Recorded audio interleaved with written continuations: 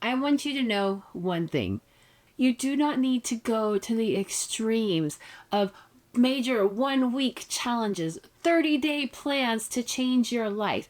You do not need to go to those major ends of the earth extremes to turn things around. I'm going to share 6 tiny habits that will absolutely change your life and spark creativity for you. Hey there, I'm Kristen with IUCStarsQuilting.com. Welcome to my channel. I share tips, tricks, and tutorials for the modern quilter, and I'm here to make your life easier. And I don't say that phrase lightly. Okay? This is some of the things that have made it easier for me to be an artist and to be a creative soul over the years. Habit number 1 is to make space for creativity. And I'm talking about physical space and mental space. For me, nothing kills my creativity faster than walking into a crazy, cluttered disaster of a mess. Now, does that mean my creative space is always clean? No, it doesn't. But I find that taking just 10 minutes at the end of the day to kind of straighten things and at least group things in a way that I know that this goes together and it doesn't have anything to do with anything else on the table, it really makes a difference, and it really helps me kind of prioritize and kind of categorize things in my visual space as well as my mental space on what goes with each other. So I am not overwhelmed looking at 15 different fabrics on my cutting table, right? I'm looking at the 4 that are over in this pile right here. Now, if you really like to be a neat freak and you want to go ahead and clean up that space and keep it tidy all the time, that's great. I wish I had that. I don't have that in me. So I made it a habit to spend 10 minutes. I set a timer. This is one of my favorite ways to clean as well. And I teach my kids this too. Set a timer for 10 minutes, okay? And then you don't complain, you don't fuss, you don't dilly-dally, you get to work and you clean until that timer goes off. If after that timer goes off, you're still like absolutely want to be done with it, you can be done with it. Or you can set the timer and go again. But the point is, during that 10 minutes, you are focused and you are cleaning. At the end of that 10 minutes, my room is so much better. I have so much more room to breathe and I have space to work. By the way, I'm going to link that because that is a really helpful video. I'm going to link it across the top of the screen on how you can get more cleaning done in less time. It's an awesome video. Make sure you watch it after this video. I've mentioned to you my project boxes before, how I keep the projects individually stored in boxes so that everything I need, I can pull out that box and use everything in that box for that project. I don't have to go running around my room trying to find where did I leave the pieces that I cut for, this step or whatever. Everything I need is in that box. And the same goes for your mental space. I love a good brain dump, okay? If I have a million things swirling in my head of like things that I need to do next week, grocery items that we're out of and I need to make sure and put them on the list, it's better for me to sit down for 5 or 10 minutes and write everything out. And then as soon as it's on paper, I know I'm not going to forget it. So my brain has tons of more free space in it to get and do creative things, okay? I can deal with whatever's on that paper later, but my brain has space now to deal with creativity. And I'm free to dream, plan, create, do whatever I want with that free space. Habit number 2 is to practice saying no. And this is the important part of that. Practice saying no so that you can say yes to what matters. Let's talk about one of the hardest and most freeing habits that, yes, it's hard to build, but once you get it, it makes such a difference. And I know it's not easy. There's a lot of things that demand your time. There's a lot of things that demand your energy, and saying no to all of them, especially when it's things that you would want to do, is really hard. For years, I have been a helper when it comes to church groups. I have always loved to say yes to helping people and to getting on board and helping organize things. But here's what I realized. Every time I said yes to those commitments, to helping other people, to doing things that I thought sounded fun and would benefit my life, I was saying no to my creativity, my time with my family, my other responsibilities. I was saying no to those. Now, this comes down to a matter of priority, okay? I'm not saying never help anybody again, okay? That's not what I'm saying here. I want you to understand that. But you have to weigh what you're really wanting, which is more time for creativity, versus what you're doing over in whatever this is. And if this is more important, then you have to learn how to say no. If this is more important, then you have to learn how to say no to yourself. Practice saying no to the little things. You're saying yes to having that creative space in your life to be able to do the things that you want to do. Habit number 3 is to start small and to finish big. Let's face it, when you're busy, it can seem like the impossible task to find hours and hours to work on a quilting project, right? I don't have 11 hours, okay? I don't have 11 hours. But the thing is, if you break it up into little bitty small pieces, you can make that work. You don't need those hours and hours of free time. The habit of starting small can lead to big results over time. Start with just 10 or 15 minutes every single night. So if you break up your quilting project into just sewing one row or just sewing one block, 10 or 15 minutes is all you got to put into it. Put it into it. These little bitty moments add up, and before you know it, that project is going to be going along so fast and so wonderfully, and you're going to be so proud of yourself. This start small, finish big habit works because it takes the pressure off. You're not having to give up hours and hours of your time. You're not having to section off half of your weekend and devote it to quilting, even though some of us probably would really, really like to do that. You're only having to give up little bitty moments of time. Habit number 4 is to build systems, not goals. I'm a girl who likes to have a plan. Okay, I like to not only dream really, really big, but I like to know how I'm going to get there. How am I going to make this big dream happen, right? So I like projects, but I also like systems. Now, let me show you how this differs from a goal. For example, if I say, I want to finish this quilt by next month. All right, totally doable. You can finish a quilt in a month. But what happens when life gets in the way and you don't get to work on that quilt all day Saturday like you had planned on, and you don't get to work on it the next Tuesday like you had planned on because things come up? That is where the systems part of this comes into play, okay? This is where we're going to build systems. A system is just a repeatable process that helps you stay on track no matter what. For example, you can break down your goal of finishing a quilt by next month into systems such as, I need to shop for the fabric. I need to cut the fabric.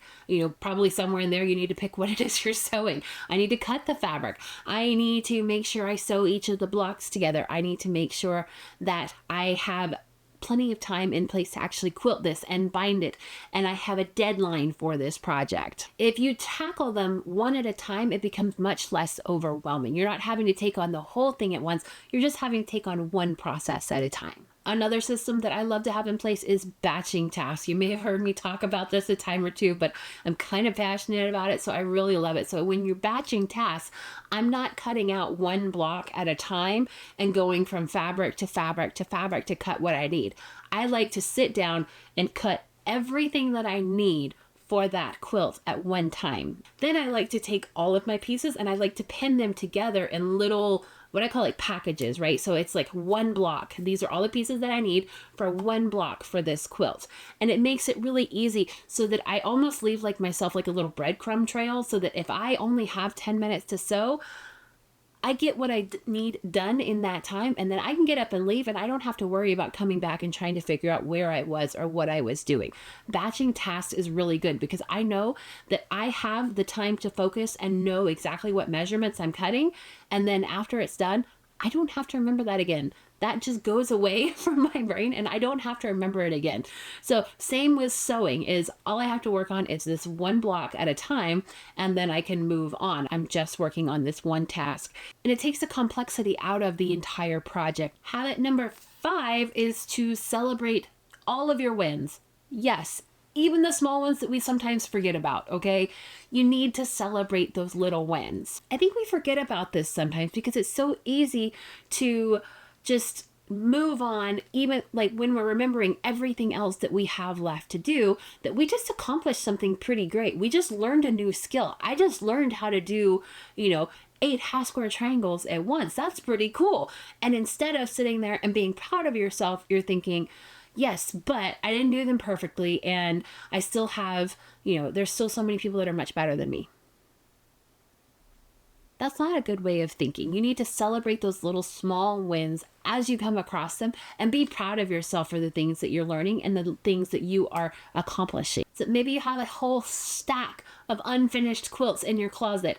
I'm not pointing fingers or saying any names because I absolutely have a stack of unfinished projects in my closet. Now, I could let that get me down and I could let it completely overshadow the fact that I have completed seven unfinished quilts this year. I've also created some other unfinished quilts this year, but we're not doing that right now, right? We're celebrating the small things. If you don't stop to celebrate those things, you're going to miss out on all the little joys in your journey. Whenever I finish one of those quilts or whenever I learn something new and I feel really good about it, I have to remind myself to stop and celebrate it. You don't have to do anything big or major or anything. Sometimes it's just taking a picture of that moment so that you'll remember it. Send it to a quilting friend who would also appreciate it so that they can give you a pat on the back as well. Those little moments are what are going to help you have joy in your journey throughout the whole process. And that is something that you're going to want to pull from later on when maybe you're not having such a joyful journey in that moment. Did you actually find 10 minutes to sew today and work on your binding that you've been like kind of scared of? That's amazing. Celebrate it. Be happy for yourself. Progress is progress, no matter how small, and it is absolutely worth celebrating. Here's a task for you. I want you to think of one thing that you've done this week that you are proud of and is worth celebrating, and I want you to write it in the comments down below. I want us to celebrate each other and to give each other a pat on the back, no matter how small it is. If you did something that you are proud of this week and you want to celebrate it, go ahead and put it in the comment section down below. Okay. The last habit that I want you to work on incorporating in your life is habit number 6. And that is to commit to something scary.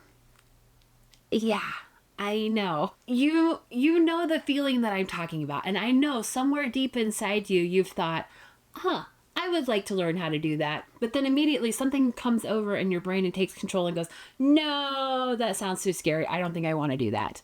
But I know that you've thought of something like that. So maybe it's a new quilt pattern that looks like it would be out of your league and would be too scary to start and you're afraid that you're going to fail. Maybe it's signing up for an in-person quilt class, or maybe it's joining a quilting community in your area and you just have not bit the bullet and done it yet. When you get that kind of like little swirl, it's a mix of excitement and fear, that is usually my cue that this is something I probably should be doing. Even though it's scary, I want you to at least get used to the idea of thinking about really doing it instead of that other little voice coming in, taking over and going, no, thank you. I don't want to do that. That sounds scary. Get used to letting the other voice come out first. Now, for me, one of the scariest things that comes to mind first is when I decided to host my own quilt retreat. Now, I've been to quilt retreats. I love them. They're a blast. They're magical. There's something crazy about it. But when I decided to host my own quilt retreat, all the doubts came in. It was really scary. I thought, who am I to be hosting a quilt retreat? You know, I was nervous about meeting new people. I was worried if anybody was going to show up. I was worried if people were going to like it, if I was going to be able to keep them interested long enough. You know, all of those like self-doubts and all of those fears kept creeping in. But that excitement of being able to have all of my close people come and join me for the quilt retreat made me keep going. And it ended up being one of the best, most amazing creative experiences of my life. I have memories that will last forever from that retreat. And if you don't know, I host many quilt retreats now. I host usually 2 of them a year. They're so much fun. They're amazing. And I will never stop doing it because I went in on that first time and I did it scared. I did it scared and it came out to be absolutely wonderful. The key is to take that first step. Make that commitment to do something even though you feel that fear inside of you. Maybe it's signing up for an in-person class. Maybe it's trying a new technique that you've always wanted to try. Maybe it's attending your very first quilt show. I don't know. There's so many different things out there that you could try. And when you push past that fear, you create room for the opportunity in your creative space to grow. So I'm challenging you to take that first step, make that commitment, because you're going to be so amazed at what happens when you do. So now I've shared with you 6 small, powerful habits that are going to expand your creativity and they're going to change your life. But here's the thing. Do not tackle them all at once, okay? Don't tackle them all at once, because then it's not 6 small habits, it's 6 overwhelming crazy habits. What I want you to do is pick one that kind of resonated with you and start with that one. Then once you've got that down, you can add the next one in and then let it grow from there. And if this video inspired you, please do not forget to hit that thumbs up button to give this video a like, and also share it with a friend who could use a little bit of creative boost in their life right now too. If you want even more tips, tricks, and inspiration, make sure that you hit subscribe to this video. I share new things every single week, and I cannot wait for you to hear all of the wonderful things that I'm coming up with next. I'm Kristen with icystarsquilting.com. Thank you so much for spending this time with me today. Remember that creativity does not have to be perfect. It just has to be yours. Until next week, I'll see you later. Have a great day. Bye.